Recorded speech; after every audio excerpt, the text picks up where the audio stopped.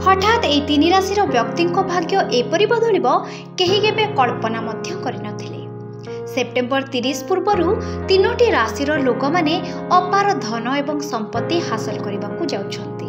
आसंतु जानिबा सेही तीनोटी भाग्यशाली राशि विषय रे जहार लोक माने एही मास शेष पूर्वर राजा परि बंचिबे। प्रत्येक जोगर गठन प्रत्येक व्यक्ति जीवन में परिवर्तन आनी थाए। सेप्टेम्बर मासरे एथर तीनोटी बड़ ग्रहर राशि चिन्ह बदलाइबे, जेउथिपाई चारोटी राजयोग एक मिश्रण सृष्टि हेबो। पांजी अनुसार सेप्टेम्बर 4 रे बुध ग्रह सिंह रे स्थानांतर होइथिला, जहापरे शुक्र सेप्टेम्बर 18 रे तुला राशि रे प्रवेश करिबे। यह पूर्व सेप्टेम्बर 16 रे सूर्य कन्या राशि रे प्रवेश करिवे।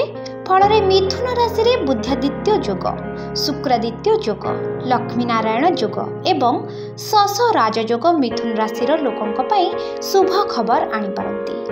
टंका रोजगार करने सहित युवक माने निज क्यारियर रे उच्च पदवी हासिल करिपारिबे। जो माने वर्तमान अध्ययन करुछंती से माने प्रभावशाली लोकों को भेटिबार सुजोग पाइबे। वृद्धों खराब स्वास्थ्य मास शेष पूर्वर उन्नति होई पारे। सही बड़ी कर्कट राशि रे सेप्टेम्बर रे चारोटी राजयोग गठन कर्कट राशि लोकों को शुभ फलाफल प्रदान करिवो। सेप्टेम्बर 30 पूर्व व्यवसायी माने व्यवसाय रे भल सफलता पाई परिबे। समाज रे छात्र छात्री मानक सम्मान वृद्धि पाइबो। चाकरी करुवा व्यक्ति ऑफिस संबंधी समस्या रु मुक्ति पाई परिबे।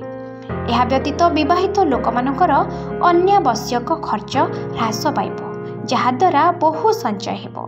कन्या राशि रे सेप्टेम्बर 30 पूर्व नियोजित लोक माने सेमानक नाम रे एक बड़ संपत्ति किनि पारिबे, जेउठारे युवक माने सेमानक पितामातांक ठारो उपहार स्वरूप एक कार पाई परिबे।